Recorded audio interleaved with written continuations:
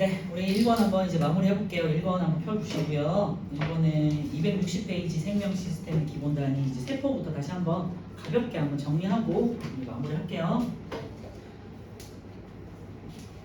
참고로 말씀드리면 혹시라도 뭐 가구나 영재고로 가고 싶다 이런 친구들은 생물보다는 물화를 더 집중하는 게 맞겠죠, 그죠? 네, 통합을 마무리한 다음에 물리화 쪽으로 더 공부하시면 되는 거고, 내가 나중에 이제 고등학교 이후에 의대, 약대를 지망한다. 그러면 당연히 생물은 필수로 하셔야 되는 거죠.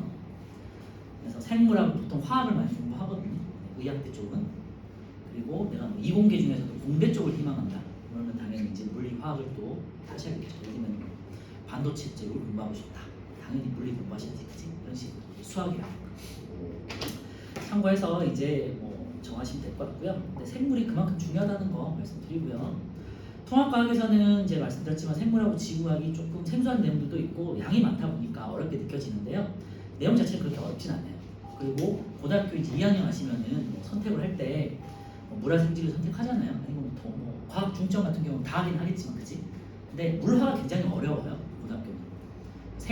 생물이랑 지구는 할만하고 양도 그렇게 많죠. 그래서 참고해 주세요. 뭐 통합이라서 조금 양이 많아 보인다.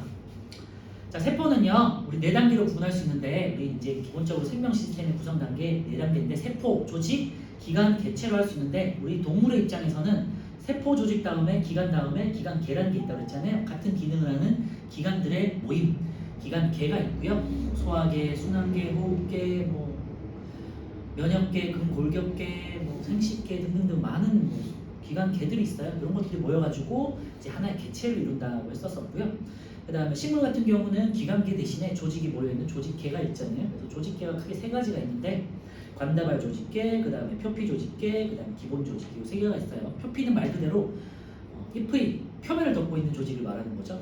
기본 조직은 이제 잎을 구성하고 있는 살이 되는 부분을 말하는 거고요. 뭐 엽육이니 뭐 이런 것들이 있어요.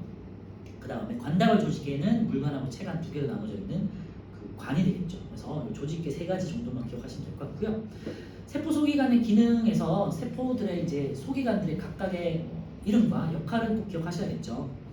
동물 같은 경우는요, 일단은 기본적으로 뭐 동식물을 떠나서 같이 핵이라는 게 있죠. 핵은 보통은 둥그스름하게 생겼고 핵막이 있는데 이중막으로 되어 있고요. 그만큼 이중막으로 되어 있다는 소리는 뭔가를 보호해야 된다는 의미가 되겠죠. 그래서 핵막이 이중막으로 되어 있는데 그 사이사이에 핵공이라고 해가지고 구멍들이 있어요. 그래서 물질들이 출입할 수 있는 통로도 있다라는 거 기억해 주시면 될 것 같고요.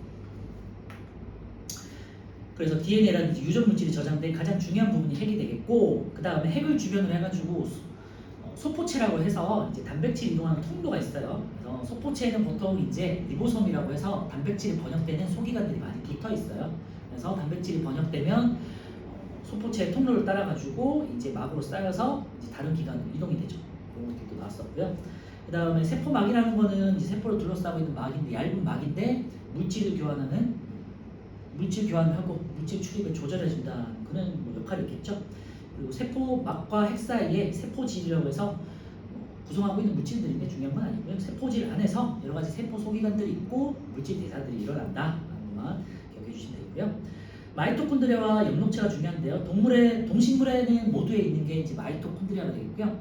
우리가 세포 호흡이 이루어지는 기관이죠. 세포 호흡이라는 거는 수증기관이죠. 물과 이산화탄소가 합쳐져서 영양소와 혹시 강화성 말하는 거예요. 네, 수증기와 이산화탄소가 비대너지를 이용해가지고 포도당과 그 다음에 산소를 만드는 게 엽록체죠. 엽록체에서 광합성이 이루어지고요. 이때 만들어진 영양소를 이용해가지고 우리가 반대로 돌려서 에너지를 만들어내는 곳이 마이토콘드리아예요. 그래서 영양소는요, 보통은 포도당을 쓰긴 하지만 포도당이 없다면 다른 단백질, 지방 다 사용 가능해요. 그래서 영양소. 우리가 중학교 때는 이제 호흡 시간에 포도당을 이제 언급하지만 고등학교 이후에는 모두 그냥 영양소가 포함이 되는 거예요. 그래서 영양소라고 쓰고요. 영양소를 산소로 가지고 이제 에너지를 만들어내는 게 호흡이죠. 그치? 이 호흡이 이루어지는 기관이 마이토콘드리아고요. 지난주에도 말씀드렸지만 들었나요? 기억이 안 나는데 마이토콘드리아와 엽록체를 구분하는 기준은요. 마이토콘드리아는 안에가 되게 주름져 있어요. 그리고 약간 콩처럼 생겼다고 할까요? 그렇게 생겼고요. 엽록체 같은 경우는요 좀 크고 그 다음에 안에가 동전 같은 것들이 쌓여 있어요. 그 동전 같은 거 쌓여 있는 곳에서 염록체 안에 있는 그 동전 같은 쌓여 있는 곳에서 이제 면반응이 이런 것들을 해가지고 광합성을 하거든요. 그런 것들 참고해 주시고 이런 과정은 이제 생물 2에서 배우는 거니까 그런 게 있구나 그냥 동그랗게 동전들이 쌓여 있구나 이 정도만 그냥 생각하시면 돼요. 그래서 그렇게 구분한다 기억해 주시고 그래서 염록체에서는 염록소라는 또 작은 기관이 있어서 거기서 빛을 흡수하고 그 다음에 광합성을 한다. 그죠? 염록체에서 그 다음에 이 흡수된 영양소 식물 같은 경우는 염록체에서 광합성을 통해 가지고 영양소를 만들어내는 거고 주로 포도당. 그다음 동물 같은 경우는 소화를 통해서 영양소가 들어오잖아요. 분해된 영양소를 가지고 마이토콘드리아에서 동식물에서 어쨌건 마이토콘드리아에서 에너지를 만들어내고 이 에너지가 ATP라는 에너지 화폐 저장 단위처럼 생긴 게 있어요. 그래서 ATP라는 것에 의해서 저장이 된다. 화폐 단위 같은 거라고 생각하시면 돼요. 1,000원 아니면 5만 원 단위 이런 식으로 특정 에너지 단위가 있거든요. 그런 식으로 저장이 된다. 기억해 주시면 되고요. 이거는 이제 생물 시간에 고등학교 2학년 생물 시간에 배운 내용이에요. 생물 1에서 생명 1. 그리고 이제 뭐 리보솜 같은 경우 이제 아까 말씀드렸지만 라이보솜이라고 보통 읽고 이제 단백질이 번역되는 곳이고 오늘 이제 이따가 마지막 3단원에서 배운 내용이고요. 골지체는 이제 소포체에서 핵에서 DNA가 RNA라는 걸로 전사라고 해가지고 변환된 다음에 이제 핵을 빠져나와요. 그런 다음에 라이보솜에서 단백질로 번역이 되거든요. 번역된 단백질이 소포체를 거쳐가지고 막에 쌓인 다음에 골지체로 가요. 골지체로 가가지고 골지체에서 단백질 변형을 한번 시켜줘요. 2번 정도 변형을 시킨 다음에 그 다음에 마지막으로 또 막에 쌓여가지고 세포막으로 보낸 다음에 표적 세포, 표적 기관으로 보내겠죠. 그죠? 필요한 곳으로 이제 보내는 거고요. 그 다음에 그 정도 동물세포는. 그 다음에 식물세포 같은 경우는 이제 식물에만 있는 것들이 세포벽하고 그 다음에 염록체하고 그 다음에 액포라는 게 있다고 했죠. 세포벽 같은 경우는 세포막 바깥쪽에서 세포를 지지하고 보호해주는 세포벽이 있다고 말씀드렸었고요. 동물세포 같은 경우는 이제 세포 분열을 할 때 바깥쪽에서 안쪽으로 함입이 되면서 세포가 분열이 되잖아요. 그런데 식물세포 같은 경우는 안쪽에서 세포판이라는 게 형성돼서 반으로 가른다고 했죠. 그게 이제 세포벽이 되고 근데 세포벽이 있음으로 인해서 식물은 부피 생장보다는 길이 생장이라서 높이 생장할 수 있는 거잖아요. 나무가 수십 미터까지도 자랄 수 있는 이유가 세포벽들이 있기 때문에 좌우 앞뒤에서 이렇게 막아주기 때문이다. 길이 생장에 축이 되는 거예요. 세포벽이라는 게. 그리고 염록체 충분히 알 거고요. 그다음에 에포라는 거는 뭐 색소라든지 여러 가지 노폐물이라든지 물 같은 것들을 저장하는 기관, 창고 같은 기관이다라고 생각하시면 되고요. 막 태어난 어린 식물에는 에포가 없는데 점점 식물이 늙어갈수록 이제 노폐물 같은 걸 버릴 수가 없잖아요. 얘는 배설 기간이 있는 건 아니니까. 그래서 이런 에포 같은 데다가 저장해놓고 그냥 평생 같이 사는 거예요. 생각해 주실 테고요. 이런 게 이제 기본적이었고 그 다음에 골지체라든지 라이보솜이라든지 뭐 이런 것들 있죠. 다 식물에 다 있는 거니까 헷갈리시면 안 되고요. 이 밖에도 리소솜이라고 해서 라이소솜이라고 해서 청소하는 기관도 있어요. 단백질을 분해하거나 세포 같은 것들을 이제 죽이는 기관도 있고요. 그 다음에 또 뭐가 있을까? 네, 세포 골격들도 있고 그 다음에 이제 세포마다 어떤 세포들은 뭐 이제 털 같은 게 달려 있다고 했잖아요. 그게 이제 선모, 편모라고 해가지고 이제 이동할 때, 예를 들면 단세포 동물 같은 경우는 대장균이나 이런 애들은 돌아다녀야 되잖아요. 꼬리 같은 게 있어가지고 쉽게 생각하면 정자 생각하면 되겠죠. 꼬리가 있어가지고 편모라는 꼬리가 있거든요. 그래서 정자 자체가 일종의 세포 덩어리잖아요, 그지? 핵이 있는 세포잖아요. 거기서 이제 움직일 수 있도록, 운동할 수 있도록 편모라는 꼬리가 있다. 이 정도 기억하시면 되겠죠. 그래서 세포의 소기관은요, 고등학교 때도 나오고 이제 수능에도 나온 내용이기 때문에 가장 기본이 되는 거잖아요, 사실 생물에. 그래서 지금부터 잘 기억해 주시면 좋을 것 같고요. 263페이지에 있는 이제 세포막을 한번 보시면 세포막 같은 경우는 이제 구조를 잘 아셔야 될 것 같고요. 그리고 구조 그 다음 확산과 상투에 대해서 알아야겠죠. 구조 같은 경우는 인지진 이중청으로 되어 있다고 했고요.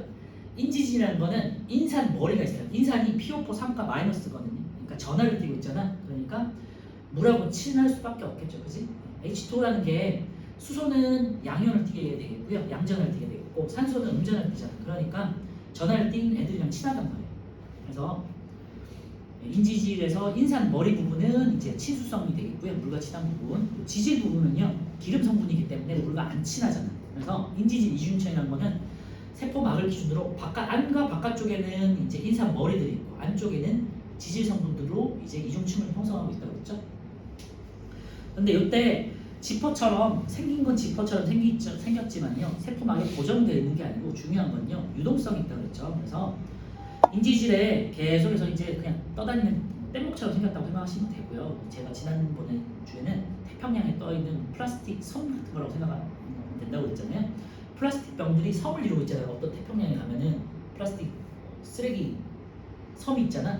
근데 그거는 고정되어 있는 게 아니라 계속해서 플라스틱 병들이 계속 돌아다니는 거잖아요.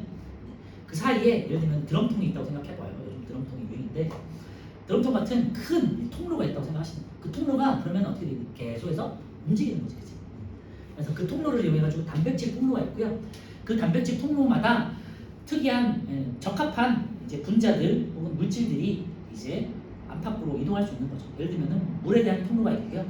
그 다음 전하 어떤 특정 뭐 칼륨, 나트륨에 대한 통로가 있고요. 그리고 그런 게 있겠죠. 그리고 작은 분자들 있잖아요. 수소라든지 산소라든지 뭐 이산화탄소 같은 기체 작은 분자들은 이제 지질성으로 그냥 뚫고 들어갈 수 있으니까 이동할 수 있는 거고요. 그 다음에 전하를 띠지 않는 분자들, 그 다음에 지질성분 이런 것들은 이제 인지질 이중층을 이용해서 통과하겠죠. 그런 것들을 이제 배웠었어요. 그래서 세포막 같은 경우는 선택적 투과성이 있고, 그러니까 물질마다 선택적으로 막을 통과할지 아니면 단백질을 통과할지가 이제 정해져 있다는 거고요. 그 다음에 인지질은 유동성이 있다는 거 말씀드렸고, 이거를 우리가 이제 생물학 이론에서는 유동 모자이크설이라고 한다고 했죠. 유동 움직이는 모자이크 모델. 모자이크라는 거는요, 그림에서 우리 미술 시간에 모자이크 식으로 이렇게 뭐라 그럴까? 타일 같은 걸 발라주는 방법은 모자이크잖아요. 그런 식으로 움직이는 모자이크처럼 생겼다, 아니면 움직이는 뗏목처럼 생겼다라고 생각하시면 돼요. 자, 넘겨주는 264페이지에 확산하고 삼투 볼 건데요. 확산 같은 경우는 제가 방금 말씀드렸던 거 인지질 이중층을 통하는 애들, 그 다음에 단백질을 통하는 이동 이렇게 있는데요. 확산이라는 건 고농도에서 저농도로 많은 곳에서 적은 쪽으로 자연스럽게 이동하는 거기 때문에 에너지를 사용하지 않는다라고 했죠. 보통 우리가 에너지를 ATP라는 에너지를 사용하는데 에너지 사용이 없다는 거 참고해 주시고 고농도에서 저농도로 이동한다. 인지질 이론총을 이용한 거는요, 지용성 물질, 지질 입자 같은 거, 그 다음에 아까 전에 말씀드렸지만 산소, 이산화탄소 같은 거, 작은 기체 분자도 되겠고요. 단백질 동안 이동에는 뭐 포도당이든 뭐 아미노산이든 나트륨 같은 뭐 전하든 아니면은 물 같은 것들, 이제 큰 분자를 띈 같은 것들이 단백질 통로를 이용하고요. 단백질 통로는 그냥 뻥 뚫려 있는 경우도 있고요. 그 다음에 문이 달려 있는 경우도 있어요. 그래서 어떤 물질들이 와가지고 수용체에 결합을 했어. 그러면 문이 열리면서 싹 하고 이제 고농도에서 저농도로 확산되는 경우도 있고요. 그러다가 안쪽에 예를 들면 많이 들어왔어. 그럼 저절로 문이 딱 닫혀버려. 이런 식으로 이런 것도 나중에 이제 배우실 거예요. 이게 확산이라는 거고요. 삼투도 어쨌건 고농도에서 저농도로 이동하는 건데 관점이 다른 거예요, 그치? 용질의 입장에선 저농도에서 고농도로, 그래서 연한 곳에서 진한 곳으로 이동한다고 생각할 수 있지만 반대로 생각하면요, 물의 농도가 높은 곳에서 낮은 곳으로 이동하는 현상으로 볼 수 있잖아요, 그죠? 그래서 삼투도 어쨌건 확산처럼 자연스럽게 물이 많은 곳에서 적은 쪽으로 이동하는 거기 때문에 ATP 사용은 없다, 알겠죠? 에너지 사용 없이 물이 많은 곳에서 적은 쪽으로 이동하는 현상을 우리가 삼투라고 했고요. 용질의 입장에서 생각하기 때문에 용질은 저농도에서 고농도로 이동한다 라고 생각하시면 된다고 했죠. 네, 그런 거 정리하시면 되고요. 266페이지에 있는 삼투에 의한 세포의 변화가 굉장히 중요해요. 그래서 제가 뭐 저장애, 고장애, 등장애이라는 표현을 썼는데요. 농도가 낮은 곳이 저장애, 농도가 같은 곳이 등장애, 같은 등자 써서 농도가 높은 곳에 넣었을 때를 고장애. 그래서 높은 농도에 넣었다는 것은 고장애, 보통 이제 진한 소금물을 생각하시면 되고요. 등장액은 일반적인 이제 생리식염수 생각하시면 되고요. 그 다음에 일반적인 수돗물이라든지 증류수처럼 이제 그냥 순수한 물들이 있잖아요. 그러면 낮은 농도, 저장액이 되겠죠. 그래서 동물하고 세포가 조금 틀린데요. 왜냐하면 식물에는 세포벽이 있기 때문이요. 동물 같은 경우는요, 저장액에 넣으면요, 삼투 현상에 의해서 진한 곳에서 연한 곳에서 농도가 낮은 곳에서 진한 쪽으로 이제 물이 쑥 들어오잖아요. 그래서 저장액에 넣으면요, 터져버려요. 세포막이 막이 하나로 되어 있기 때문에 뻥하고 터지겠지, 그치? 이 현상을 이름을 용혈이라고 해요. 부풀어서 터지는 걸 용혈 현상이라고 하고요. 그 다음에 등장액에서는 그냥 빵빵하게 그냥 현재 세포의 모습을 그대로 유지하겠죠. 들어왔다가 나가는 거니까, 그치? 그런데 고장액에 넣었어. 고장이라는 건 진한 설탕물 아니면 진한 소금물에 넣었어요. 그러면은 바깥쪽에서 안쪽으로가 아니라 안쪽에서 바깥쪽으로 물이 빠져나가겠죠, 그치? 그러니까 물이 빠져나가니까 부피 팽창이 안 되니까 쪼그라들어서 말 그대로 쪼그라들겠죠, 그치? 그런데 식물세포 같은 경우는요, 등장액은 뭐 당연히 똑같아요. 그런데 저장액에 넣었을 때 그러면 바깥에서 안쪽으로 들어올 텐데요. 세포벽이 있기 때문에 용혈 현상은 없어요. 그냥 빵빵하게 부풀어 오른다 정도만 기억하시면 되고요. 세포벽이 막아주니까. 원래는 이제 세포가 보통 이제 직사각형 벽돌 모양으로 생겼다고 생각하잖아요. 근데 이제 물이 들어와서 그냥 둥그스름해졌다라고 생각해주면 되고요. 만약에 고장액에 넣었어 그러면요. 세포막으로부터 세포벽으로부터 세포막이 이제 쭈그러들면서 탈출할 수 있겠지, 그치? 이 현상을 우리가 이제 원형질 분리 현상이라고 했었고요. 핵과 세포질이 있는 부분을 이제 원형질이라고 했었고, 이 원형질이 세포벽으로부터 분리되는 현상, 원형질 분리라고 했죠. 그래서 동물 세포에서는 용혈 현상이라는 용어 기억해 두셔야 되고요. 식물 세포에서는 원형질 분리라는 용어를 기억하지 않으면은 문제 풀 때 그냥 헷갈려, 그죠? 자, 기억해 두시고, 이게 생기는 이유는 세포벽의 유무 때문입니다. 그리고 우리 해당 범위는 아니지만요. 267페이지 위쪽에 있는 세포막의 유동성이 있다는 유동 모자이크설을 증명하는 실험도 있었죠. 그래서 레이저를 쐈으니까 탈색이 됐는데 얼마 전 후에 시간이 지나면은 다시 회복이 되더라. 이런 거 있었죠. 이런 게 이제 실험적으로 증명이 된다는 거고요. 쭉 읽어보시면 될 것 같고요. 그 다음 이제 물질 대사 관련된 부분을 보시면요. 물질 대사라는 거는 우리 몸에서 생체 내에서 일어나는 화학 반응이고요. 이 화학 반응에서는 효소를 이용한다. 생체 촉매로 효소라는 걸 이용하고요. 이 효소를 이용해서 단계적으로 에너지를 소모하거나 에너지를 방출하거나 에너지를 흡수해서 화학 반응이 일어난다고 생각하시면 되고요. 그래서 276페이지 가장 아래쪽에 있는 거 보시면 생명체의 밖에서 일어나는 화학 반응과 생명체 내에서 일어나는 화학 반응을 이제 구분해 놨는데요. 예를 들면 연소 같은 경우 한 번에 그냥 에너지를 태우면서 써버리는 거잖아요. 큰 에너지를 소모하거나 에너지가 흡수된단 말이에요. 그런데 오른쪽처럼 생체 내에서는 각 단계별로 효소가 사용되기 때문에 작은 에너지로도 에너지를 충분히 만들어내거나 흡수할 수 있다는 거고요. 당연히 생체 내에서는 생체 효소는 37도 내외, 많아봤자 한 40도까지만 효율적으로 반응할 수 있는 그 이유는 이제 단백질로 되어 있기 때문이라는 거죠. 단백질이 높은 온도에서는 변성이 되기 때문에 기질 뒤에 나오지만 기질 적합성을 잃어버려서 기질 결합 능력을 잃어버리고 그런 효소로서의 작용을 못하게 되겠죠. 뒤에 나오니까 참고하시고, 자 물질 대사는 크게 에너지를 흡수하거나 방출하는 것에 따라서 흡열 반응과 이제 발열 반응을 나눌 수 있고요. 흡열 반응을 우리가 보통은 에너지를 흡수해서 작은 분자가 커지기 때문에 동화작용이라고 해요. 동화작용은 같은 동자 써서 여러 가지 작은 분자들이 합쳐져 커다란 하나가 되는 거잖아요. 그치? 그래서 동화작용은 커지는 거라고 생각하시면 돼요. 작은 분자가 커지는 거, 작은 분자가 고분자가 되는 거. 그 다음에 에너지를 흡수한다고 생각하시면 되고요. 밑에 있는 이제 에너지 그래프를 좀 보셔야 되고, 반응물은 에너지들이 되게 낮잖아. 그런데 합쳐져서 에너지가 커지잖아요. 그러니까 계단이 올라간다 생각하시면 되고요. 에너지를 흡수했으니까. 이화작용 같은 경우는 이화가 달을 잇잖아요. 그러니까 큰 하나가 덩어리가 쪼개져서 다름이 된다 이렇게 생각하시는 거예요. 고분자가 작은 분자로 쪼개지는 현상을 말하는 거고요. 내가 가지고 있는 큰 에너지가 방출시키면서 쪼개지는 거잖아요. 그렇지? 그래서 에너지 그래프를 보시면 반응물이 되게 높았었다가 이제 생성물이 되면요 쪼개진 거기 때문에 단계가 이제 내려온다는 거죠. 계단이 이렇게 에너지 단계가 이렇게 내려온다 생각해 주시면 되고요. 기본적으로 동화라는 작용은요 합성이 붙으면은 대부분은 동화작용이 무슨 합성 있죠? 광합성. 그 다음에 포도당을 통한 탄수화물 합성, 그리고 아미노산의 단백질 합성, 핵산의 합성 이런 것들 있죠. 합성자가 붙으면 보통은 이제 동화작용이 되겠고요. 보통 이제 이화작용은 우리가 대표적인 게 소화, 호흡이죠. 소화는 우리가 영양소로 쪼개는 단계가 되겠고, 가장 작은 단위로 쪼개는 게 이제 소화였고, 호흡은요 광합성을 거꾸로 돌리는 작용이잖아요. 호흡을 잘 생각해 보시면 광합성은 비에너지를 흡수해서 영양소를 만드는 거잖아요. 그렇지? 광합성이 뭐였어요? 물과 이산화탄소를 가지고 큰 영양소를 만들었잖아요. 그런데 호흡이라는 건요 영양소를 쪼개가지고 에너지를 만들면서 물과 이산화탄소로 분해가 되는 거였잖아요. 그렇지? 그래서 이화작용에서 대표적인 게 호흡이에요. 보통 세포 호흡을 말해요. 네. 그 정도 이제 생각하시면 될 것 같고요. 이게 정확하게 생명 원시간에 1단원에 나온 중요한 내용이에요. 그래서 고등학교 2학년 중간고사 내용이에요. 참고. 그 다음에 효소라는 거는 이제 생명 시간을 다루지는 않는데요. 효소는요 단백질로 되어 있고요. 이제 생체 촉매를 단계적으로 화학 반응을 촉매하는 역할을 우리가 이제 생체 내에서 하는 촉매를 우리가 효소라고 하고요. 단백질로 이루어졌다고 말씀드렸었고, 효소의 기능은 딱 뭐 여러 가지가 있겠지만 주로 활성화 에너지 능도를 낮춘다고 그랬죠. 활성화 에너지는요 반응물이 생성물이 되기 위해서 필요한 이제 에너지인데요.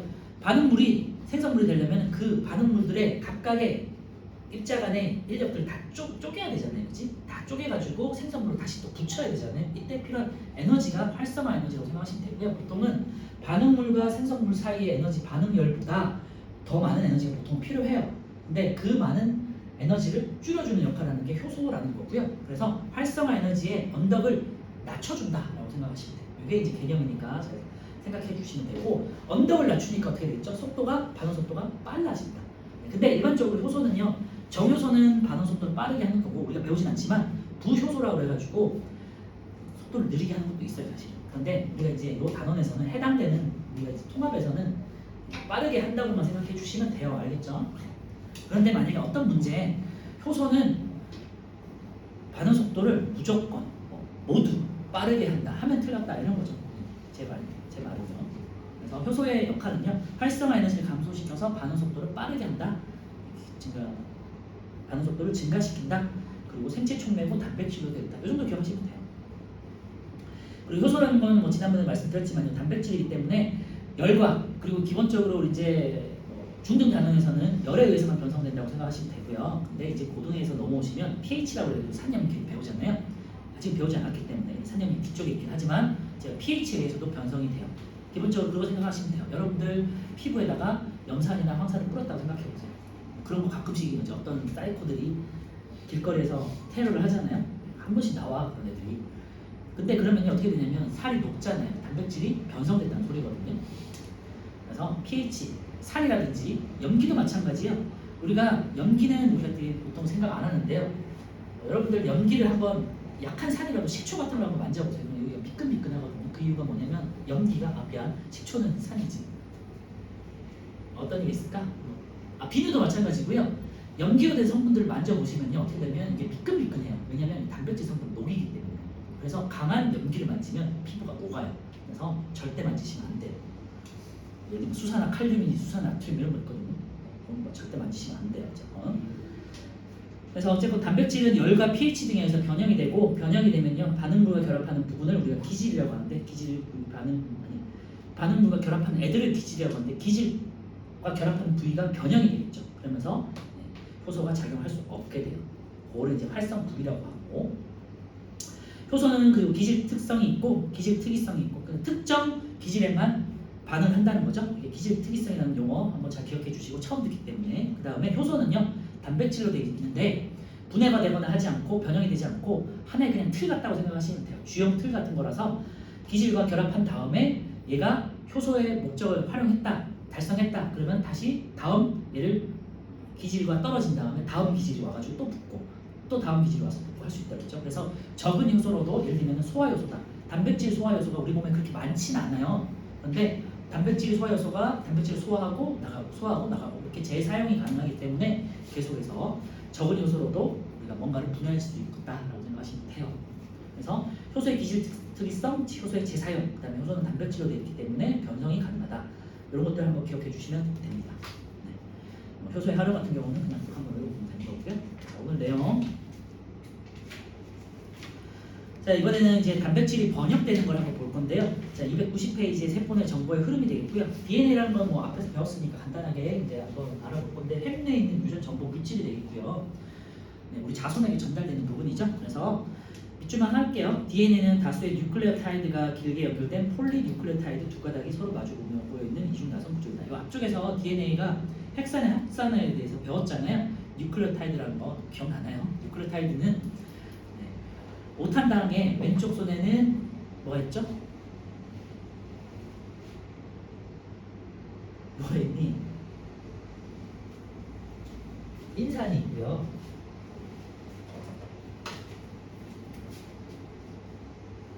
이게 5탄당이에요. 여기 당이 있고, 왼손에는 이제 여기 인산이 있고요. 그 다음에 오른쪽에는 염기가 있다 그랬죠. 그래서 인산, 당, 인산. 그래서 여기 하여튼 여기 또 인. 그 다음에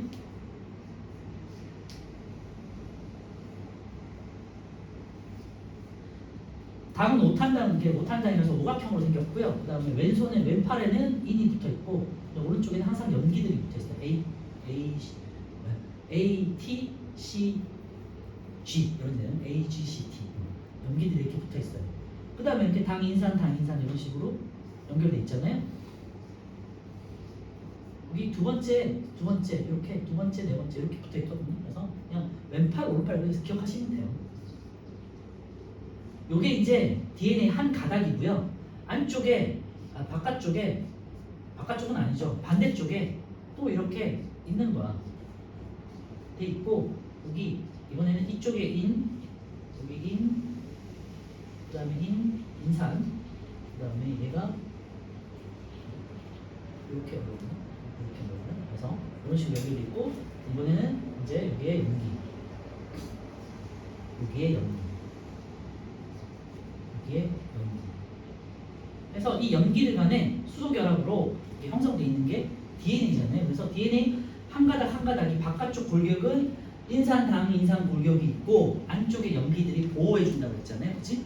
그래서 이쪽이 바깥쪽이 굉장히 튼튼하고요. 안쪽에는 여기가 이제 수소 결합으로 느슨하게 결합을 형성하고 있기 때문에 DNA가 나중에 세포 분열할 때 이렇게 나눠질 수 있는 이유가 되는 거예요. 어쨌건 DNA가 이중 결합으로 형성된 이유는 안쪽에 있는 염기 부분을 보호해주기 위해서 바깥쪽에 당인산 골격으로 이렇게 단단하게 보호를 해주는 거다. 이게 이제 DNA 이중 나선이었잖아요. 근데 중요한 건 이중 나선이라는 거는 무슨 말이냐면 이렇게 이제 이렇게 이중으로 나선형으로 이렇게 구성되어 있다는 거지. 그치? 이렇게 참고해 주시면 돼요. 한 10개 단위마다 이렇게 이제 돌아간다고 생각하시면 돼요. 10개 여기. 요게 이제 DNA 이중 나선이었어요. 그리고 요 하나 당, 인산, 염기 하나를 뉴클레오타이드라고 했고 뉴클레오타이드가 합쳐진 게 헥산이라고 했죠. 그치? 헥산은 DNA와 RNA로 나누죠. 그래서 이런 것들이 이제 앞에 나왔었는데 그래서 일본이 어려웠다는 이유가 뭐 DNA도 나오고 막 새로운 것도 너무 많이 나오잖아요. 새로운 것들, 그지? 어려운 거예요. DNA는요. 그래서 뉴클레오타이드에 합성된 것들을 말하고요. 뉴클레오타이드들이 쭉 이어진 거를 폴리라는 게 이제 영어 시간에 뭐 길게 늘어떨어진 구슬 이런 뜻이에요. 그래서 여러 개, 그러니까 다중이라는 뜻이에요. 다중.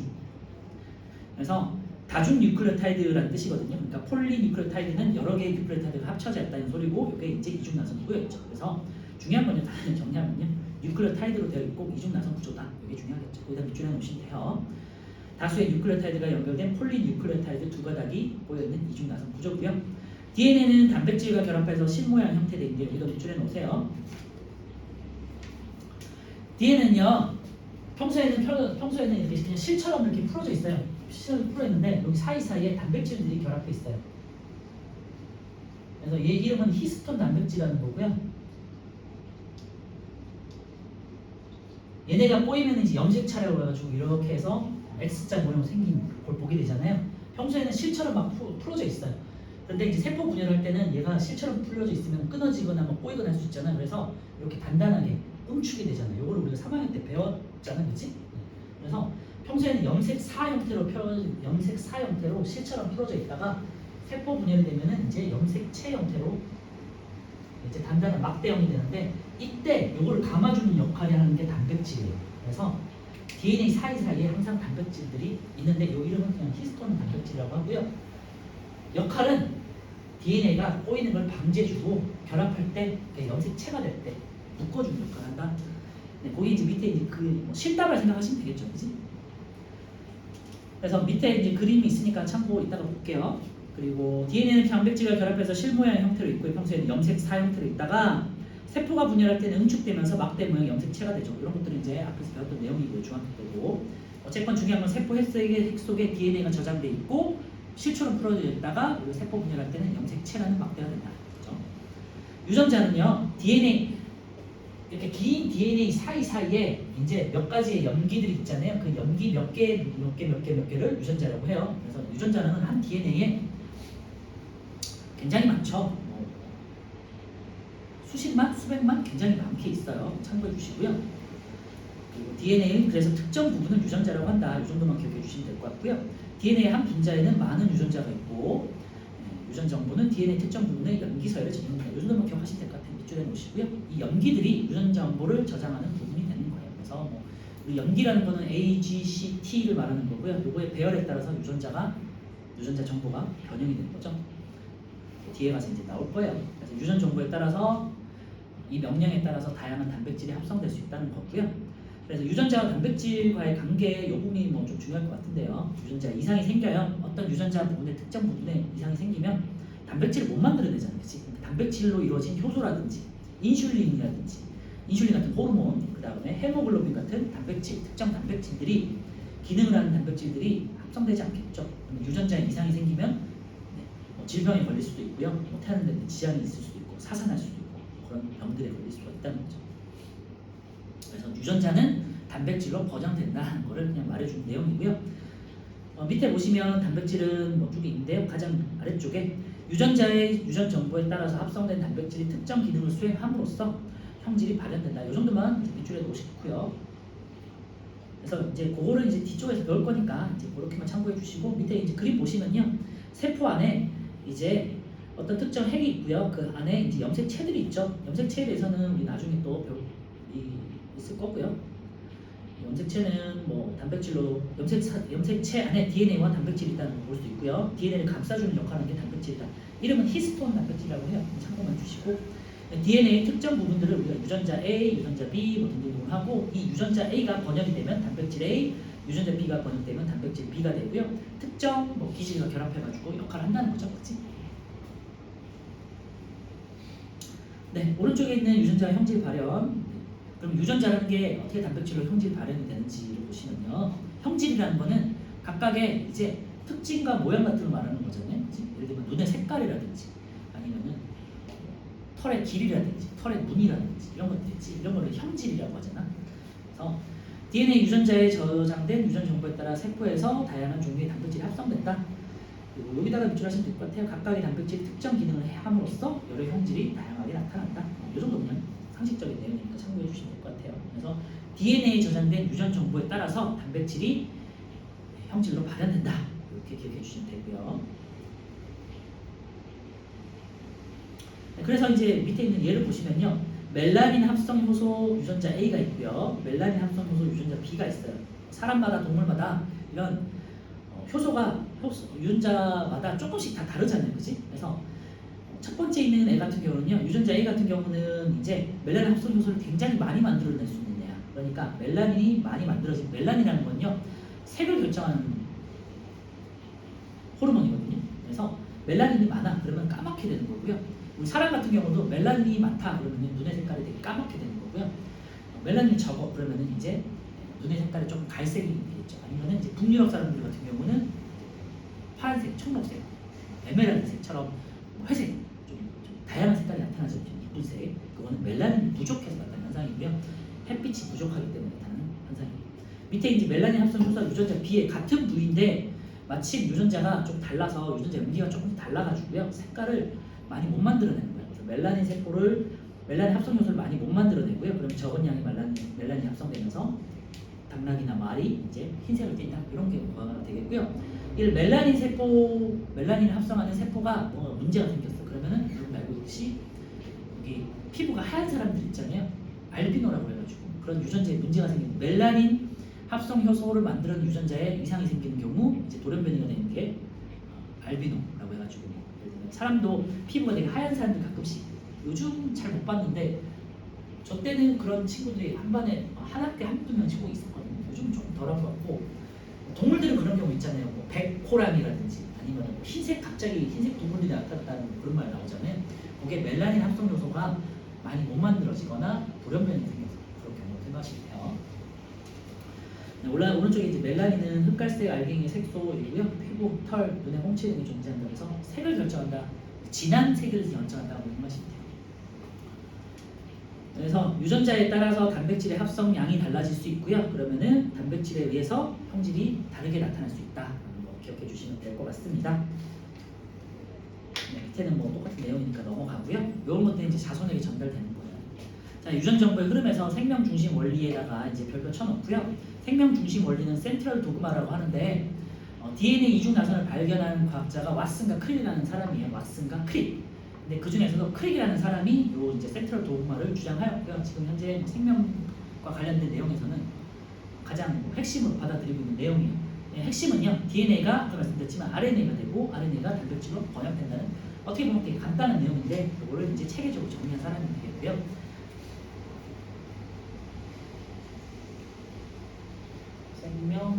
중심 센트럴 도그마가 되겠고요. 그 다음에 이제 DNA라는 게 우리 핵 속에 있다가 평소에는 이렇게 이제 복제가 되고요. 복제가 돼서 세포 분열을 하겠지. 그러다가 DNA가 RNA가 되는 현상을 우리가 DNA는 이중 가닥이잖아. 근데 이중 가닥에서 한 가닥으로 이제 일종의 복사가 되거든요. 그 현상을 우리 이름을 복전사라고 해요. 전사. 복사 같은 거라고 생각하시면 돼요.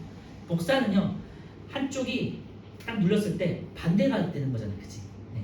이렇게 있으면은 왼쪽이 어떻게 보면 종이 입장에서 오른쪽이 되고, 그 다음에 오른쪽이 종이 입장에서 왼쪽이 되는 거죠. 그치? 그래서 반대로 복사가 되는 건 전사라고 하고요.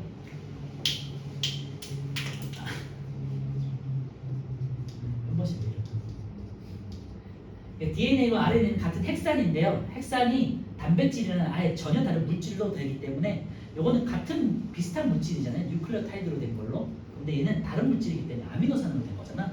다른 물질로 돼 있어서 보통 번역이라는 다른 용어를 써요. 그래서 번역이라는 거는 어떤 언어가 다른 언어로 바뀌는 거잖아. 그래서 물질이 다른 걸로 바뀌기 때문에 번역이라는 용어를 써요. 그래서 DNA가 RNA로 복사되는 현상을 전사라고 하고요.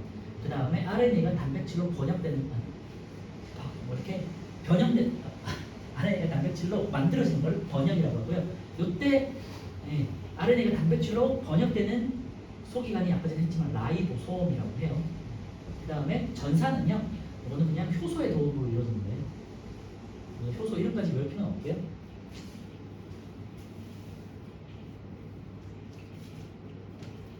이 효소는 핵에 있고요. 라이보솜은 세포질에 있어요. 보통은 세포질 중에서도 소포체 쪽에 많이 있어요. 참고해 주시면 돼요. 요게 이제 크릭이 주장한 생명 중심 원리, DNA에서 시작해가지고 RNA로 복사된 다음에 그 다음에 단백질로 번역돼서 이제 아까 전에 학교에서 했지만 이 단백질들이 형질로 발현되는 거고, 요게 이제 자손들에게 되도록 유전이 되는 거죠. 그죠? 이걸 이제 유전이라고 하죠. 자손에게 전달되는 거. 여기 이제 DNA, RNA, 단백질, 요게 이제 생명 중심 원리 센트럴 도그마라고 하고요. 요 내용을 우리가 이제 지금 요 단원에서 배우는 거예요. 전사는 어떻게 되고, 그 다음에 번역은 어떻게 되는지 이제 배울 거예요.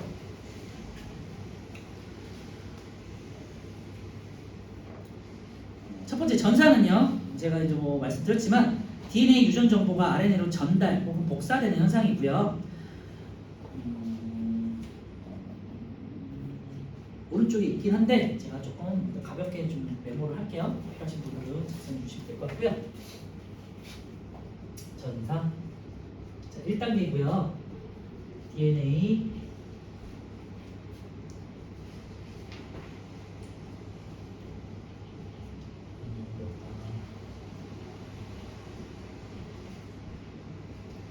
전달 복제되는 현상이 복사.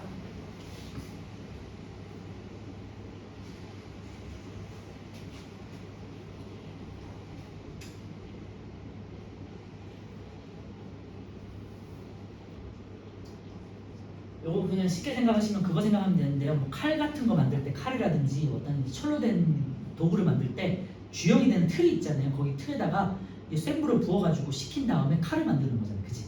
그것처럼 우리가 용어를 이제 주형이라고 해요. 복제되는 틀을.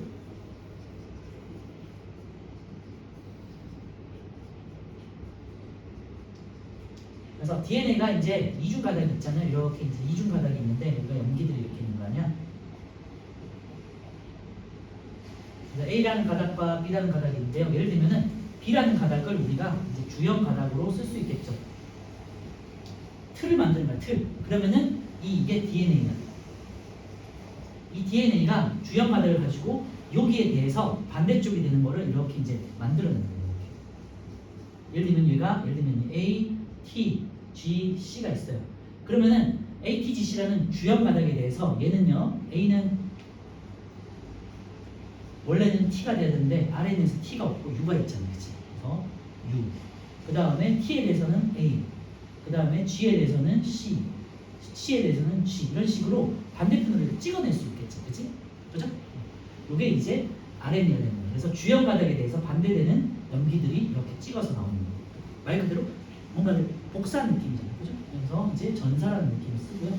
그래서 DNA 이중 가닥이 RNA 단일 가닥이 되는 거고 유전 정보가 이제 전달이 되겠죠. 이렇게.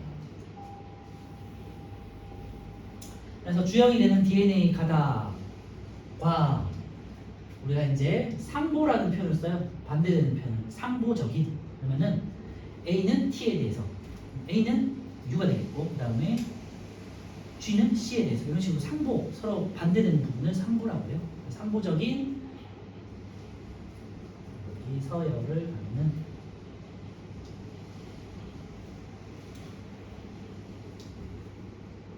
RNA를 합성하는 거를 이제 전사라고 하고요. 아까 말씀드렸지만 이제 핵에서 이루어져요.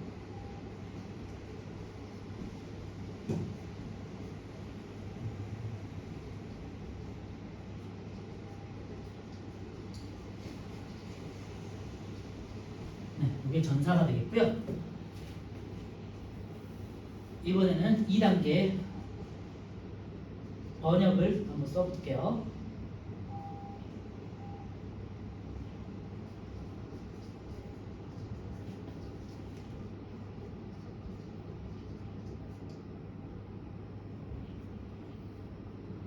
뒤에 나온 내용인데요. RNA 유전 정보를 우리가 보통 이제 세 가지 기호로 표현하는데 이걸 코돈이라고 해요.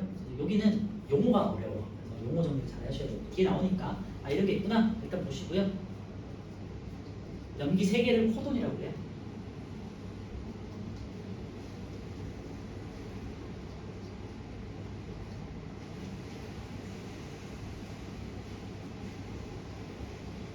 아까 전에 DNA가 RNA로 전사가 됐죠. 그 다음에 이 전사 RNA가 핵 안에서 이루어져요. DNA에서 RNA가 이렇게 만들어지는 과정은 핵 안에서 이루어지고요. 이 RNA가 그 다음에 공을 타가지고 핵공이라는 구멍이 있다고 했잖아요.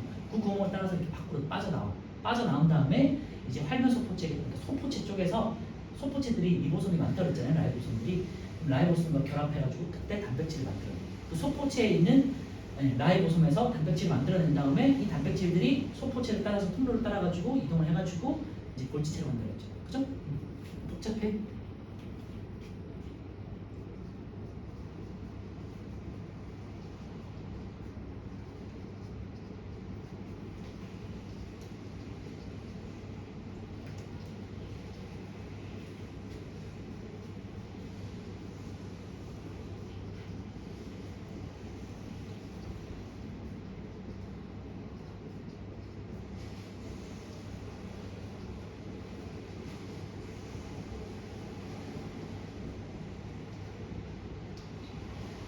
전사는 그렇다 쳐도 번역은 한번 좀 적어주면 좋을 것 같아요. 이 내용 자체가 되게 조금 복잡하기 때문에 한 문장으로 정리를 해두면 좀 좋지 않을까 싶어요.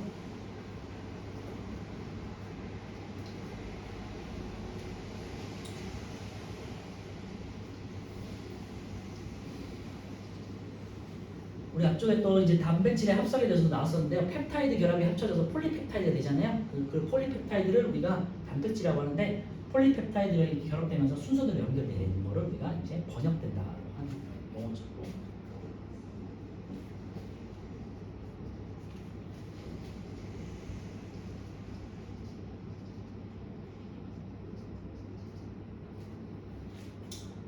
보통 이제 세포질에 있는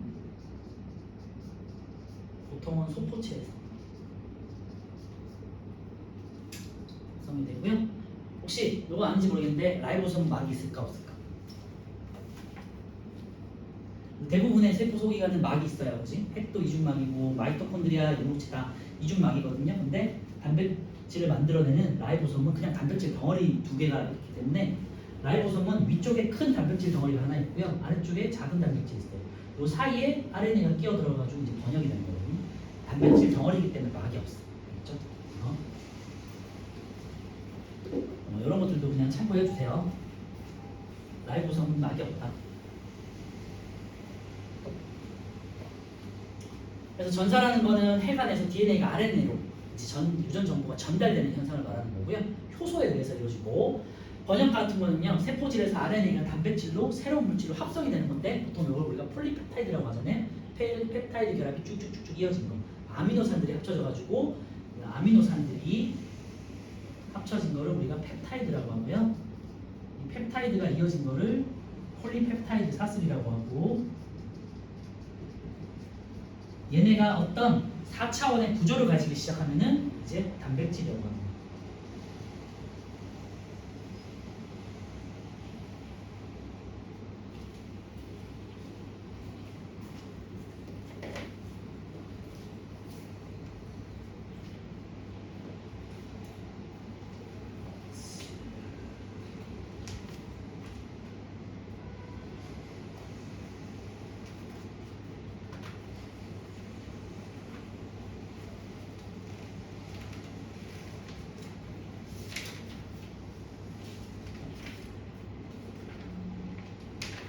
자, 이제 책을 보면서 쭉 나갈 거예요. 생명 중심 원리는 이제 DNA, RNA, 단백질로 번역되는 요 세 단계, 두 단계가 있지. 네, 두 단계를 말하는 거고요. DNA 유전 정보가 RNA로 전달되는 것을 전사, 밑줄에 놓으시면 될 것 같고, RNA 유전 정보에 따라 단백질 합성된 것을 번역. 그래서 그냥 용어 정리만 해 놓으시면 될 것 같고요. 밑에 있는 그림을 보시면요, 핵 안에서 DNA 이중 나선이 효소에 의해서 이제 전사가 되는 부분 나와 있죠. RNA 이제 한 가닥으로 이제 RNA는 한 가닥이야, 단일 가닥. 그 다음에 핵공을 통해서 빠져나왔어요. 그 다음에 RNA가 이제 세포질에서 라이보솜에 의해서 번역되는 과정. 그러면 아미노산들이 합쳐져가지고 이제 단백질이 되는 거고요. DNA 유전 정보는 이제 DNA가 염기가 네 가지잖아요. A, G, C, T, 그지? DNA 염기설에는 단백질 구조나 아미노산설에 대한 정보가 담겨 있고요. 자, 밑에 이제 유전부 보시면요. 1번하고 2번에 3연기 조합하고 코돈이 있죠. 이거 밑줄에 놓으세요. 3연기 조합은 트리플렛 코드라고 하고요. 트리플릿 코드. 그리고 코돈은 이제 RNA에 있는 건데 코돈, CODON. 자, 별거 아닌데요. DNA에 있는 연속된 3개 염기 여기다 밑줄에 놓으시고요. A, G, C, T 중에서 그냥 무작위로 3개씩 부호가 정해질 거 아니야? 그지? 예를 들면은 무작위니까 뭐 A, G, G, C, T, T, A, G, C 이렇게 돼 있다고 쳐요. 그러면 4개, 5개가 아니고 항상 3개씩 이렇게 이 묶음 단위를 DNA 상에서의 묶음 단위를 3개씩 묶음 단위를 트리플릿 코드 혹은 우리말로 3연기 코드라고 하고요. 그 다음에 이가 번역이 돼가지고 번역이 아니고 전사된 다음에 RNA에서는 반대가 될 거 아니야. A는 U가 되고 G는 CC가 되고 그 다음에 C는 G가 되고 T는 AA가 되고 A는 U가 되고 그 다음에 여기다 뭐니? C인가? CC라고 해야 되면 G가 되겠죠. 그죠? 이때 DNA에서 RNA로 새롭게 복사가 됐잖아요. 요 3개 단계. 이걸 이번에는 코돈이라고 해요. 코돈. 알겠죠? 코돈은 RNA에 대한 거고요. 3연기 코드는 DNA에 대한 거예요. 그래서 용어 정리만 잘 해주시면 돼요. 3연기 코드 혹은 3연기 조합. 그래서 DNA에는 연기 3개씩의 요 단위를 3연기 조합 혹은 3연기 코드라고 하고요. RNA 같은 경우는 3개씩의 조합, 를 코돈이라고 합니다. 그렇죠? 그래서 지문에는 이렇게 나올 수 있지. 아, 코돈은 RNA가 DNA의 염기 3개를 말한다. 이렇게는 틀린 거죠. 그래서 DNA는 3연기 조합, RNA는 코돈. 근데 뭐 보통은 이제 우리 코돈을 많이 볼 거예요. 왜냐면 얘가 단백질로 번역되는 부분이기 때문에. 코돈이라는 부분 잘 기억해 주세요. 그래서 3연기 조합을 구성하는 염기는 AGCT가 있는 거예요. 우리 DNA 여기를 구성하는 애들은 A, G, C, T가 되는 거고요. RNA 염기는 A, G, C, U야. 이런 것도 헷갈리면 안 돼요. 그치? T 대신에 U가 있다는 거. RNA에서. 오케이? 그래서 3연기 조합에는 AGCT를 꼭 써놓고요. 코돈에는 옆에다가 AGCU를 써놓으셔야 돼요. 그리고 이게 밑에 보시면 RNA에 연속된 3개 염기를 이제 고로 64종류가 있다고 그랬잖아요. 이것도 한번 써놓으세요. 왜 64종류가 나왔냐면요. 이 세 자리를 구성할 때 확률적으로 4개씩 올 수 있잖아요. 그치? 한 자리에 4 곱하기 4 곱하기 4잖아요. 그래서 64종류의 염기가 올 수 있다는 거예요.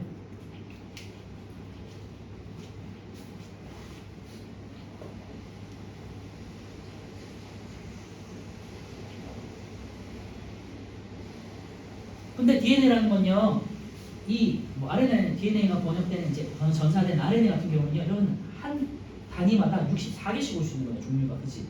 64 곱하기 64 곱하기 64 곱하기 64 곱하기 쭉쭉쭉 하니까 무수한 경우의 수를 만들어낼 수 있죠. 그래서 사람은 사람대로, 동물은 동물대로 모두 다 사람들이 다양한 이유가 이렇게 조합이 다양해지기 때문에. 그래서 같은 사람은 있을 수가 없다는 거지.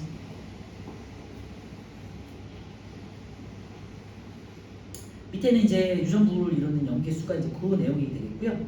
그래서 첫 번째 염기 한 개일 때는 4의 1승이지만 염기가 3개 되면 4의 3승이라서 64종류까지 나올 수 있다는 거.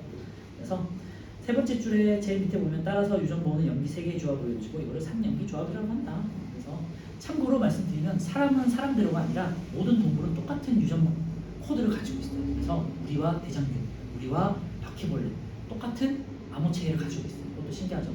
그리고 동물과 식물, 그다음에 세균 모두 요 DNA와 RNA 세 가지 코드를 쓰고 있어요.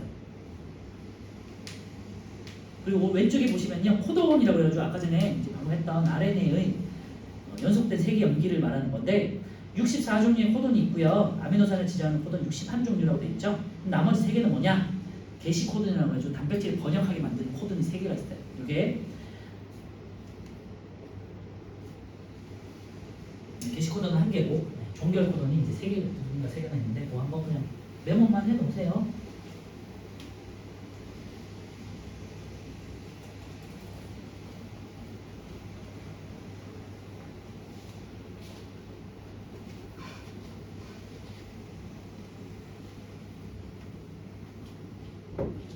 단백질을 시작하게 하는 염기가 있어요. 염기 3개가 있는데 그 코돈을 우리가 AUG라고 해요. 그래서 만약에 AUG라는 코돈이 있어. 그러면은 단백질 번역이 시작되는 거야. 무조건 단백질의 제일 앞머리에는 AUG가 있어. AUG라는 코드가 있어. 그래서 얘가 게시 코돈이요. 게시 코돈. 무조건 시작하는 데는 얘가 있고요. 그 다음에 단백질이 번역을 딱 끝내야 되잖아요. 그치? 번역을 끝내주는 암호 체계가 있어. 걔는 이제 3개가 있는데 종결 코돈이라고 하고요. AUG가 시작해가지고 UAA, UGA, UAG. 그래서 AUG라고 해서 시작해서 UAA, UGA, UAG 중에서 하나가 오면은 그 단백질 번역이 딱 끝나는 거예요. 신기하네요.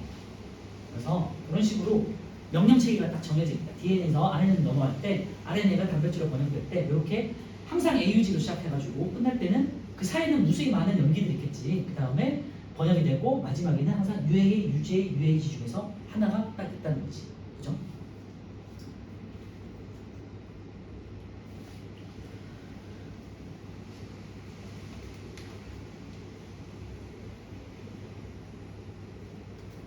자, 이제 마지막으로 윤정보의 전사 번역을 다시 한번 정리해보면요. 여기다 별표 쳐놓고요. 전사 과정은요. 두 번째 줄에 두 가닥의 폴리뉴크레오타이드 사슬, 그러니까 이중 나선 구조를 말하는 거죠. 이중 나선에서 주형으로 해서 한 가닥을 주형을 한다고 했죠. 주형이라는 용어 잘 기억해 두시고요. 이제 전사를 하기 위한 전사를 하기 위한 가닥을 말하는 거예요. 주정 가닥. 주형으로 해서 이 가닥의 상부적인 연기를 가진 RNA 뉴클레오타이드가 결합한다. 여기다 밑줄에 놓으시면 되고요. 전사가 완료되면 DNA에서 주형으로 작용 가닥에 상부적인 염기 서열을 가진 RNA 가닥이 만들어지겠죠. 이제 이때 폴리머레이즈라는 이제 국제 효소가 가능한다. 참고만 해주시고 어쨌든 효소 밑에 이제 그림을 보시면요. DNA에서 예를 들면 AGCT라는 가닥이 있어. 그런데 여기서 상부적인 거니까 A는 U에 대해서 C는 G, G는 C, C는 G, 그다음에 T는 A로 전사가 되겠죠. 그죠? 그러면 이 RNA는 UCGA라는 사슬을 가지고 이제 앞으로 빠져나오는 거야. 이 사슬이 이제 리보솜을 만나면 또 상부적인 염기를 만들어내겠죠. 그죠? 염기와 상부적인 아미노산을 만들어내겠죠. 예를 보시면요. 제일 밑에 아래쪽에 DNA는요. 전사에 이용된 가닥 중에서 예를 들면은 아래쪽 가닥을 사용한 거야. 주형 가닥으로. 그지? 그러면은 위쪽과 비슷한 코돈들을 가지고 있잖아요. 그죠? 그리고 그 코돈들을 가지고 이제 아미노산 1, 2, 3, 4로 이렇게 번역이 되는데요. 아까 전에 말씀드렸지만 앞쪽에는 아미노산 1 같은 경우는 AUG라는 가지고 있는 거고요. 제일 뒤쪽에 있는 예를 들면 아미노산 4가 제일 마지막이다. 그러면 종결 코돈 UAA, UGA, UAG 이런 식으로 가지고 있다는 내용이에요. 다시 위에서 이제 번역 과정을 보시면요. RNA 유전 정보에 따라서 라이보솜에서 단백질을 합성한다. 이렇게 기억해 주시고요. 전사는 어디에서 이루어지고 핵에서 효소에 의해서 그다음 번역은요. 세포질에서 라이보솜에 의해서 이 정도는 꼭 기억해 주셔야 돼요. 그리고 RNA는 핵막이 있는 구멍을 통해서 세포질을 이용해서 라이보솜과 결합한다. 여기다 밑줄을 놓으시고요. RNA가 가지고 있는 주연 가닥에 반대되는 코돈이겠죠. 코돈에 따라서 아미노산의 순서대로 결합하면서 펩타이드 결합이 된다. 그다음에 형질 발현, 이제 아까 전에 말씀드렸지만 단백질은 소포체 통로를 거쳐가지고 그다음에 골지체로 간 다음에 골지체에서 변형을 거치고 그다음에 막에 쌓여가지고 세포막으로 빠져나간다고 했죠. 그러면서 특정 기관, 세포로 가가지고 역할을 한다는 거지. 예를 들면 소화효소다. 세포질에서 소화효소가 만들어진 다음에 변형을 거쳐가지고 소포막이 쌓여가지고 이제 소장이나 이런 데로 간다는 거예요. 그렇죠? 이때 그림을 다시 한번 확인해 보시고요. DNA가 RNA로 전사가 되고요. 효소에 의해서 이제 구멍이 있는데 핵에 이제 구멍들 보이실 거죠. 거기에 이렇게 쭉 빠져나가 벌레가 빠져나가듯이 빠져나간 다음에 이제 라이보솜으로 가가지고요. 라이보솜의 위쪽에 큰 덩어리가 있고 작은 덩어리가 있죠. 그 사이에 쑥 들어가는 거예요. 코돈에 따라서 아미노산들이 딱 붙으면서 이제 번역이 되는 거예요. 그래서 단백질 사슬이 만들어지고 얘네가 구조가 되면은 형질을 발현할 수 있다는 거죠. 자, 넘겨주시고요. 294페이지 이제 다 왔어요. 생명체의 유전보호 체계는 별로 중요한 거 아니에요. 제가 아까 말씀드렸지만 대장균이든 세균이든 사람이든 똑같은 보호 체계를 사용한다는 거예요. 그래서 이 말은 뭘까요? 모든 생물의 조상은 하나다 라고 생각하시면 돼요. 그래서 지구상에 서식하는 생명체 유전보호 체계 모든 생명체에서 공통적이고요. 공통점의 의의를 볼게요. 두 번째 줄에 모든 생명체가 동일한 유전보호를 사용한다는 것은 지구상에 있는 생명체가 여기다 밑줄 하시면 돼요. 공통조상으로 지나해왔다. 생물이라는 게 처음에 생명체가 탄생한 다음에 유기물이 합성되고 그 다음에 생명체가 탄생한 다음에 계속해서 진화를 거치잖아요. 그러면서 계속해서 이제 분기가 되고 어떤 애들은 원핵 생물로 남고 그 다음에 원생 생물이 되고 그 다음에 고세균이라는 것도 되고 그 다음에 균이 되고 균계라고 해서 버섯 곰팡이가 있죠. 그 다음에 식물이 되고 동물이 되고 또 동물에서도 여러 종으로 또 분화가 되는데 공통된 조상 하나에서부터 시작됐다라고 해석할 수 있다는 거지, 그치? 수십억 년 전이니까. 그래서 공통 조상에서 사용하던 유전암호 체계가 현재 생물에까지 보존되어 있다라는 것을 말해주고요. 그래서 이 공통 조상이기 때문에 유전 보호 체계가 비슷할수록 우리가 친척 관계인 거죠, 그치? 가까운 친척 관계라고 해석할 수 있고요.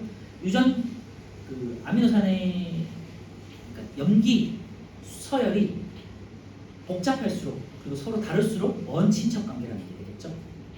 그렇게 해석하시면 되고요. 활용은요, 세균 내에서 전사 번역을 거쳐서 사람의 단백질을 합성할 수 있다.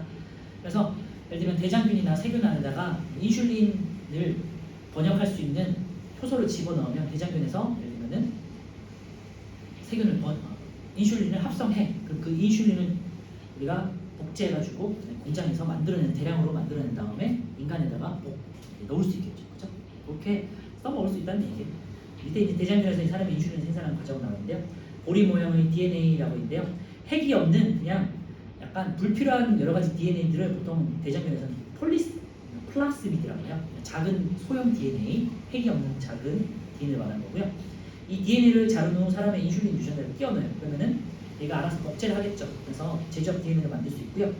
이 DNA가 이제 다시 디자인들을 넣고 증식시키면 DNA는 효소를 가지고 증식을 시키겠죠. 그러면은 이제 인슐린 유전자를 가진 단백질이 만들어지겠죠. 인슐린 단백질이 만들어지고 대장균 수가 증가한 다음에 이 인슐린 단백질이 만들어지면 주사를 통해 가지고 사람에게 놓을 수 있다. 그런 내용이고요. 이런 것들은 뭐 어렵기도 하고요. 지금 해당되는 건 아니기 때문에 참고만 해주시고 밑줄만 할 건데요. 그림에서 DNA, 사람의 DNA가 플라스미드 DNA가 있잖아요. 거기에 제한 요소를 처리한다는 게 있잖아요. 제한 요소는 건 DNA를 자르는 걸 말하는 거예요. 그래서 그냥 밑줄만 해놓으세요. DNA가 사용되는, DNA를 자르는데 효소가 사용되는구나. 뉴클레이즈라는 효소인데요. 효소를 자르는 게 이름이 제한 효소. 그 다음에 밑에 보시면요, 사람의 DNA와 플라스미드를 잘라가지고 이제 합치잖아요. 사람에 있는 인슐린 유전자와 플라스미드의 자른 부분을 합쳐. 그래서 연결을 해야 되잖아요. 이때 연결 효소라는 것도 써요. 리가제라는 효소를 쓰는데요. 연결 효소를 쓰는구나. 그래서 자를 때도 효소가 쓰이고 합칠 때도 효소가 쓰이는구나 정도만 기억해 주시면 돼요. 왼쪽에 있는 플라스틱 미드는 한번 읽어보시면 될 것 같고요. 자, 마지막 오른쪽에 이제 유전자 이상에 의한 유전 질환을 정리할 건데요.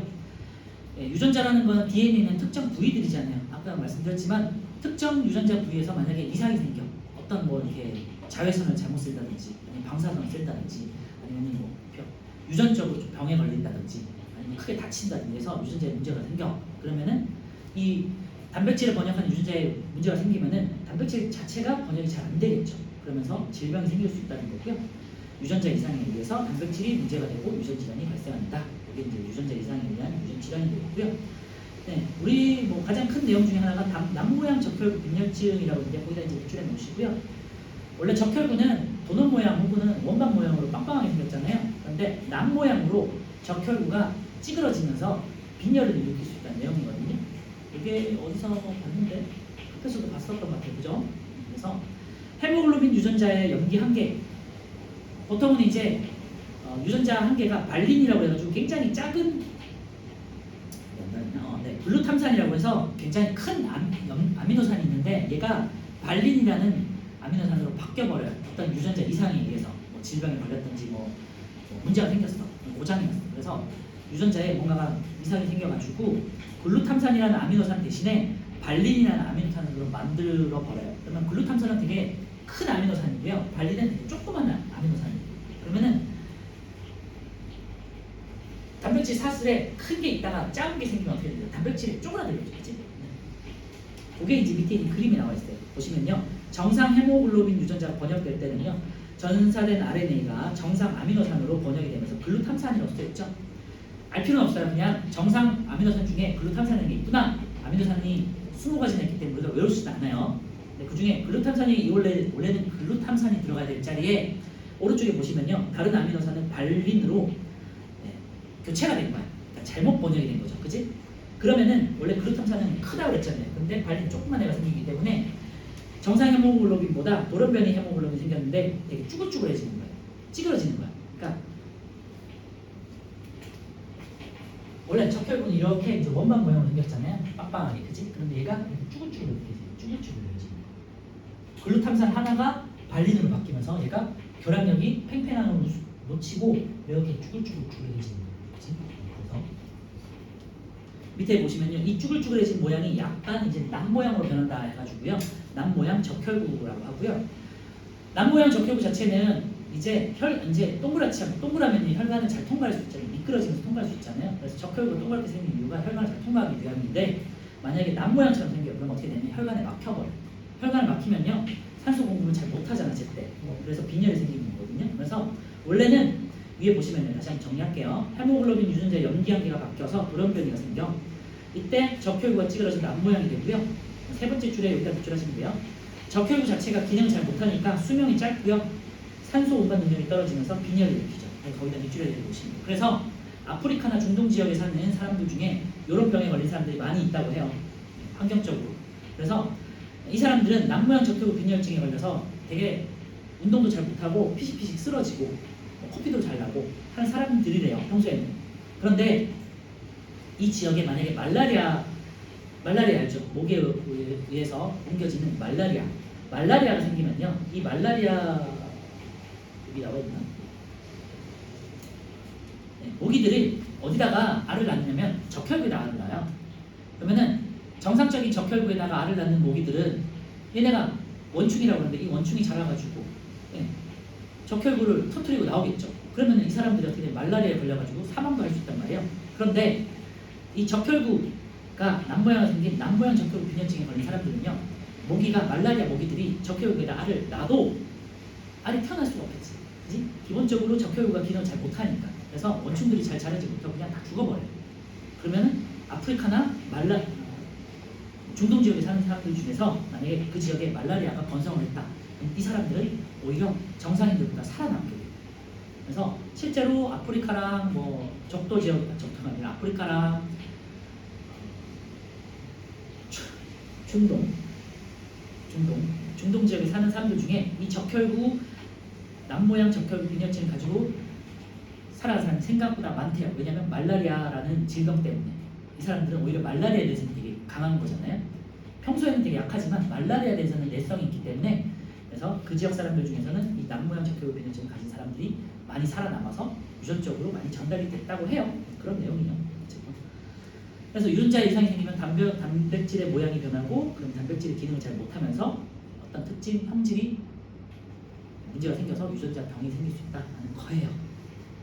네. 자, 오른쪽에 있는 그림 오른쪽에 있는 4번만 밑줄에 하시면 돼요. 단백질의 입체 구조가 달라지고 돌연변이 헤모글로빈이 생기고요. 서로 달라붙어서 긴모 반응 모양을 형성한다.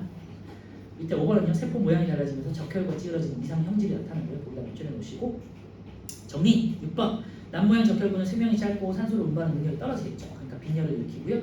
모세혈관을 막으면서 혈액순환을 방해해서 신체 여러 기관에 손상을 입히는데 사망할 정도는 아니고 그냥 비실비실 되면서 그냥 잔병에 걸리고 이런 정도인 거야. 그러니까 사는 데는 지장은 없어. 그런데 말라리아가 생겼을 때는 유리하다는 거지. 그렇죠? 자, 밑에 있는 백색점과 페닐케톤요증은 한번 읽어보시면 될 것 같고요. 백색증은 아까 말씀드렸던 그 내용이에요. 알비노증. 멜라닌 합성효소 유전자 이상이 생긴 거고요.